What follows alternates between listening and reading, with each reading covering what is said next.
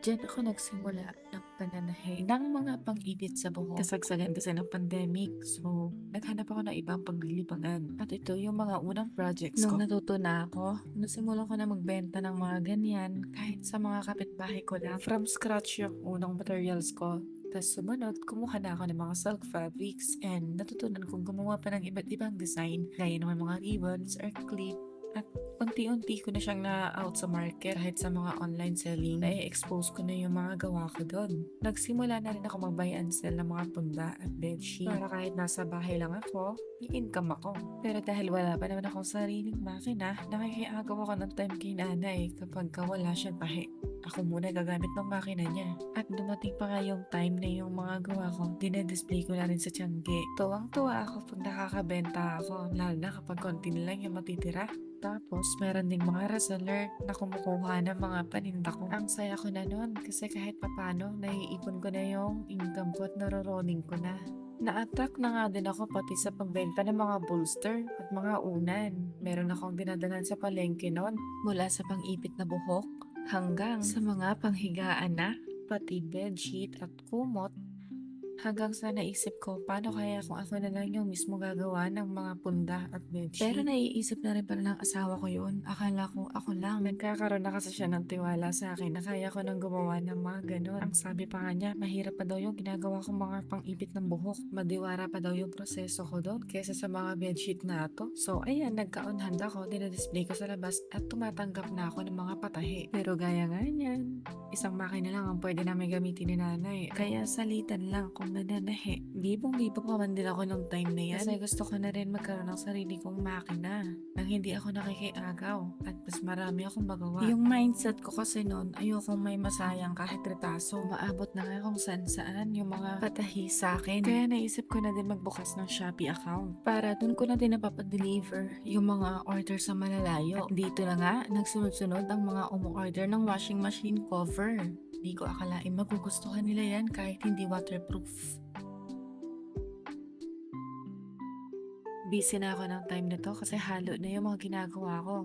Bedsheet, tas mga pang-ipit ng buhok. Pati nga din clip, ayan no.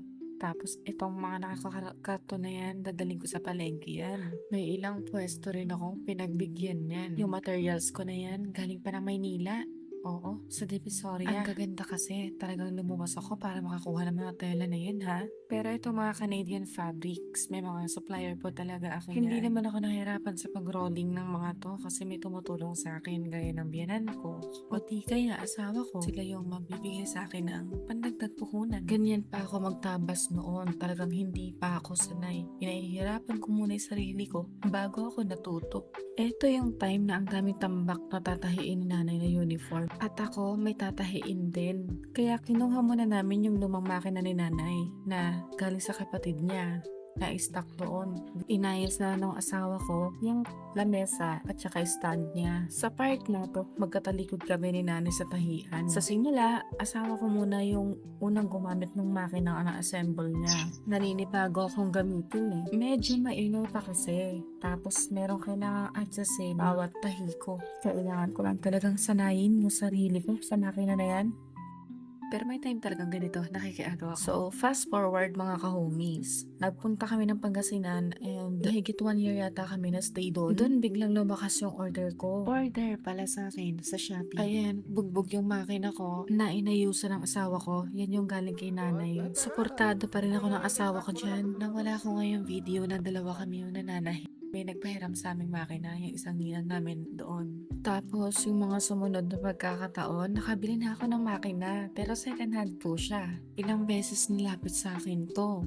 May 2 o 3 beses na sinasabi sa akin, bilhin ko na kasi nakatago lang at hindi na nagagamit. Tik pa nga daw ibenta yan sa junk shop. Sakto pa man din yung pagkakabili ko, naglolo ko yung makina ko, kaya hindi ako makatahi na maayos. Nagkataon pa man din, ang daming order niyan. Kaya tamang-tama yung timing ng pagdating ng makina na yun. Ito na nga yung mga ratings ng mga customer. Post niya na lang po para mabasa. Nagagamit ko na nga po yung nabili kong makina at nalagyan ko ng wallpaper para maganda tingnan. Hindi na rin kasi pantay yung mga kulay niya at maraming nagbabakbak. Tapos, yung isa kong makina, pinagpaprakusan naman ng hipag ko. Paminsan-minsan.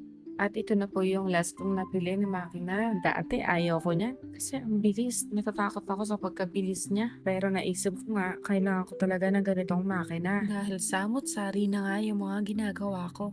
Para sa akin kasi hindi ko pwedeng sayangin yung mga pinagtabasan mula sa mga bedsheet. Ginagawa ko pang doormat so hindi sila pwede dun sa mano-manong makina. Iba nga naman sa Juki, pwede yung makakapal na tela dun. Yung tuwa ko as mananahe, hindi lang dahil sa nakabili na ako ng makina, kundi yung mga gawa ko nakakaabot pa kung saan. Buti pa yung mga yan, nakakaabot pa ng Japan. Pero okay lang, at least ito, unti-unti ko na yung mga dating pangarap ko na hindi man lahat brand new. Basta importante, may nagagamit. Nasa akin naman kung paano tatagal yung gamit. Depende sa pag-iingat ko. At salamat sa Diyos, nagkaroon ako ng printer na pang waybill. Dati kasi pasulat-sulat lang ako ng mga transaction number sa pouch. Nakakatuwa lang ba isipin na yung mga pinagtiyagaan mong bagay tapos dadating yung point na ibibigay na sa'yo yung gusto mo in unexpected ways or time. Basta napapakita mo sa Lord na nagsisikap ka at nagtsatsaga ka at natutuwa ka sa ginagawa mo. Talagang makakamit mo yung bagay na gusto mo. Hindi man agad-agad, pero nauunti-unti mo naman. Pero hindi rin po madali sa akin yung lahat ha. Ang dami ko rin kayang sinuong ng mga laban kahit sinasabay ko pa po yan. Deep inside, ang fragile ko po talagang tao. Pero sa totoo lang, ang dami ko ding laban. Hintahin ko lang ipinanalo. Hindi ko napabanggitin kasi pag binanggit ko, baka magtanong ka pa sa akin bakit nakangiti pa rin ako. Char. Ganun talaga eh. Yung mahalaga lang naman pag dumating yung time na hindi mo idinihin yung sarili mo or may kinakaharap kang problema, much better na mag-pray saka para hindi ko na mahawaan yung iba ng katoksikan ko. Kasi nga tao lang din ako, so hindi ko mababalansi palagi yung emotions ko. Uy, teka, lumalalim. Abay balik sa kaninang topic. At andyan na nga po ako sa pwesto na yan. Kailangan lang po namin i-renovate yung ibang parte. Dahil nga ni-required na ni Shopee yung DTI at BIR permit, talagang itutudo na lang to sa negosyo. Hindi pa nga lang talaga ako makapagbukas ng shop na yan kasi marami pa kami idadagdag. Kaya another blessing dahil nakakita kami ng pwesto. Hindi man malapit sa palengke pero okay lang. Sa susunod sana na pag-upload ko, buo na sana namin yung shop na yan. O siya, paano ba yan? Hanggang dito na lang yung video ko mga ka-movies. Salamat sa time ng pakikinig at panonood ha. Sa susunod ulit.